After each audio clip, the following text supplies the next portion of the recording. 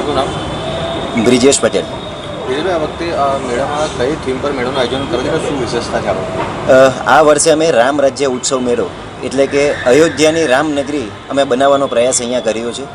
અને આ બનાવવાની પાછળનું રીઝન કારણ એક જ છે કે અત્યારની જનરેશન એટલે કે બાળકોને રામ ભગવાન શ્રી રામ ભગવાનના જીવન ચરિત્રની માહિતી ખૂબ જ ઓછી હોય છે.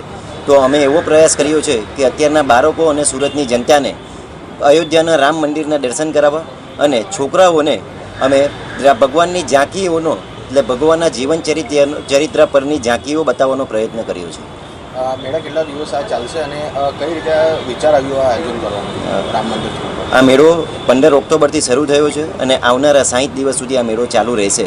અને આ બનાવવાનો વિચાર એક જ કે 2025નું વર્ષ એટલે કે આખા ભારત દેશમાં જ્યારે રામ ભગવાન માટેના પબ્લિક ગેલી થઈ હોય તો આપણું સુરત કેમ પાછું રહી શકે.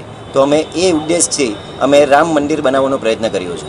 રાઇડ્સ કયા કયા પ્રકારની રાઇડ્સ છે ને આ વખતે કઈ પ્રકારની નવી રાઇડ્સ મૂકવામાં આવી છે? આ વખતમાં બધી પબ્લિકને ભગવાન શ્રી રામના અયોધ્યા નગરીથી લઈને શોપિંગના સ્ટોલ્સ અને રાઇડ્સ પણ એવી વિવિધ પ્રકારની રેન્જર છે, સુનામી છે, ટાવર્સ, આ બધી રાઇડ્સ પણ આપણે આમાં આ વખતે લાવ્યા છીએ.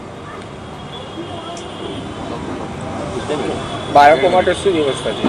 બાળકો માટે કે અત્યારની જનરેશનના બાળકોને ભગવાનના જીવન ચરિત્રની માહિતી મળી રહે અને ભગવાનના દરેક ઉદ્દેશની માહિતી મળી રહે એવો અમે પ્રયત્ન કર્યો છે. અને એની જોડે જોડે બાળકો માટે શોપિંગ સ્ટોલ પણ છે અને બાળકોની રાઇડ્સ પણ આ વખતે ઉપલબ્ધ છે.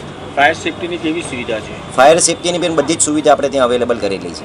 કેટલી કેપેસિટી છે? મેળામાં એક સાથે 8 થી 10,000 વ્યક્તિ પણ આવી શકે એ રીતની કેપેસિટી આપણે રાખી છે અહીંયા. ને પાર્કિંગની પણ ભરપૂર વ્યવસ્થા રાખેલી છે. Okay, done.